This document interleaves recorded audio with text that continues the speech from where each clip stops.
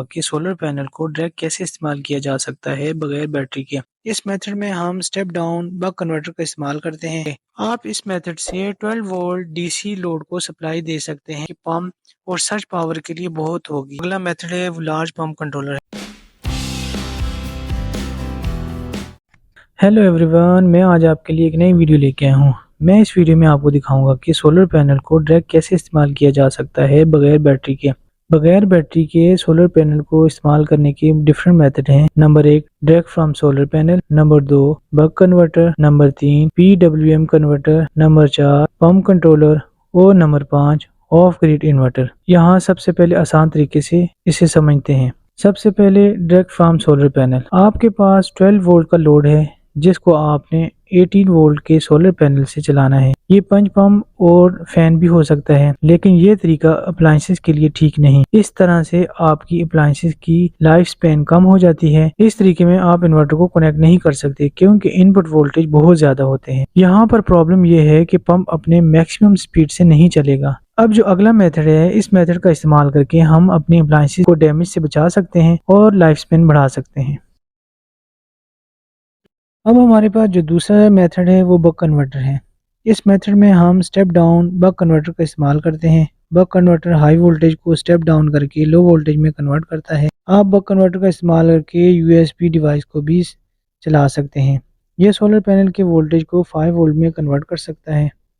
बहुत सारे buck converter की आउटपुट 12 वोल्ट होती है। ये 24 वोल्ट और 48 वोल्ट में भी आते हैं। इस कन्वर्टर की इनपुट वोल्टेज 15 टू 40 वोल्ट होती है, जो कि सोलर पैनल के आइडियल है। अगर आपके पास एक से ज़्यादा सोलर पैनल हैं तो आपको पैरेलल में पैनल के कनेक्शन करना होंगे। आप इस मेथड से 12 वोल्ट DC लोड को सप्लाई दे सकते हैं और इन्वर्टर का इस्तेमाल करके AC लोड को भी चला सकते हैं। इस कन्वर्टर की input voltage 36 volt to 96 volt होती है और आउटपुट 12 वोल्ट होती है। अगर आप सीरीज में सोलर पैनल को लगाना चाहें तो इसके लिए यूज़फुल है। आए आपको एग्जाम्पल के जरिए समझाता हूँ। फ़र्ज़ करें हमारे पास 15 वाट 230 वोल्ट AC पंप है जिसको हमने सोलर पैनल की मदद से चलाना है। हमारे पास जो एक सिस्टम डिज़ाइन है, इसमें एक बक कन्वर्टर और एक इन्वर्टर का इस्तेमाल किया गया है, जैसा कि आप देख सकते हैं। सबसे पहले हमारे पास जो लोड है वो 15 वाट है। सर्ज पावर वो 5 टाइम रनिंग पावर से ज़्यादा है। हमें जो पावर की ज़रूरत होगी वो 15 multiply by 5 is equal to 250 watt है। हमें यहाँ पर 400 वाट के सोलर पैनल की ज़रूरत होगी इस लोड को चलाने के लिए। ये बहुत ज़्यादा है। इसमें कुछ कन्वर्जन लॉसेस भी होते हैं। Let me explain. हमारे पास 400 वाट के सोलर पैनल हैं जो 80% एफिशिएंसी पर काम करते हैं। जो 4 पैनल की आउटपुट पावर होगी वो 320 वाट होगी। हम जो बक कन्वर्टर का इस्तेमाल कर रहे हैं इसकी रेटिंग 12 वोल्ट 30 एम और 360 वाट है और मैक्सिमम इनपुट वोल्टेज 96 है। हम यहाँ पर सोलर पैनल को 2S और 2P कॉन्फ़िगरेशन के हिसाब से कनेक्ट करेंगे। 2 पैनल को पहले सीरीज में कनेक्ट करेंगे और फिर इनको पैरेलल में। बक कन्वर्टर की एफिशिएंसी 90% है। हमें जो आउटपुट मिलेगी वो 288 वाट होगी। जो यहाँ पर 300 वाट का इन्वर्टर इस्तेमाल कर रहे हैं इसकी आइडियल कंजप्शन 15 वाट है। हमारे पास जो आउटपुट पावर मिलेगी वो 273 वाट होगी। इन्वर्टर की एफिशिएंसी 90% होती है, तो इस तरह इन्वर्टर की आउटपुट पर जो पावर मिलेगी वो 245 वाट होगी, जो 15 वाट के पंप और सर्ज पावर के लिए बहुत होगी। इस तरह आपको अंदाज़ा हो गया होगा कि इस तरीके में DC पंप ज़्यादा बेहतर है AC पंप की निस्बत। DC पंप का इस्तेमाल करके हम एफिशिएंसी को बढ़ा सकते हैं और कॉस्ट को कम कर सकते हैं। आप अपने डिवाइस के इस्तेमाल के लिहाज से कैलकुलेट कर सकते हैं। अगर आपकी डिवाइस मोटर नहीं है तो आप सर्ज पावर को इस कैलकुलेशन में यूज़ ना करें।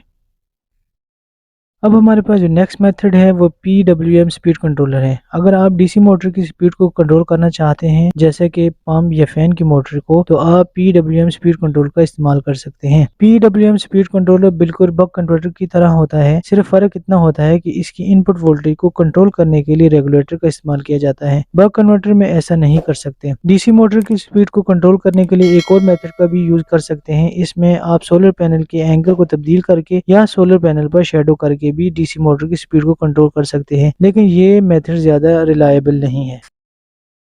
अब हमारे पास जो अगला मेथड है वो लार्ज पंप कंट्रोलर है। अगर आपके पास बड़े पंप हैं तो आप पंप कंट्रोलर का इस्तेमाल कर सकते हैं। इस कंट्रोलर के साथ सोलर पैनल को कनेक्ट किया जाता है जो पंप को सप्लाई फराहम करता है। पंप कंट्रोलर में ज्यादा पावर होती है। लोड स्विच का टैंक में इस्तेमाल करके लेवल के हिसाब से पंप को ऑन ऑफ करवाया जा सकता है। पंप कंट्रोलर मुख्तलिफ वोल्टेज में दस्तियाब है, जैसे कि 12 वोल्ट, 24, 48 और 96 वोल्ट तक। ये सिर्फ डीसी पंप के लिए यूज होते हैं। इसमें लेस कन्वर्जन लॉसेस होते हैं।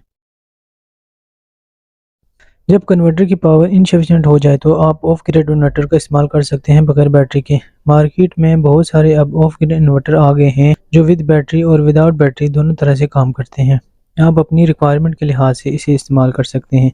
फ़र्ज़ करें कि हमारे पास एक इन्वर्टर है जो बगैर बैटरी के हमने इस्तेमाल करना है। इस इन्वर्टर की आउटपुट पावर साइन वेव है जो कि 3000 वाट मैक्सिमम है। इसके साथ जो सोलर पैनल हमने कनेक्ट करने हैं उनकी पावर लोड से ज़्यादा होनी चाहिए। इस इन्वर्टर की इनपुट वोल्टेज 120 मिनिमम है जबकि मैक्सिमम 250 वोल्ट है। इस इन्वर्टर के साथ मैक्सिमम हम 4000 वाट के सोलर पैनल कनेक्ट कर सकते हैं। फर्ज करें कि हमारे पास 365 वाट के सोलर पैनल हैं जिनके ओपन सर्किट वोल्टेज 48 हैं। हम यहाँ 10 सोलर पैनल को 5S और 2P कॉन्फ़िगरेशन के हिसाब से इस्तेमाल करेंगे। मतलब कि 5 पैनल की 2 स्ट्रिंग को सीरीज में कनेक्ट करेंगे जबकि इन दोनों स्ट्रिंग को पैरेलल में भी कनेक्ट करेंगे। इस तरह हमें इन्वर्टर की इनपुट पर जो वोल्टेज मिलेंगे वो 195 होंगे जबकि करंट 18.66 एम्पियर होगी, जबकि जो टोटल पावर मिलेगी वो 3650 वाट होगी। इस तरह आप किसी भी ऑफ ग्रिड इन्वर्टर को अपने लोड के हिसाब से इस्तेमाल कर सकते हैं। उम्मीद करता हूँ मेरी आज की ये वीडियो आपको अच्छी लगी होगी।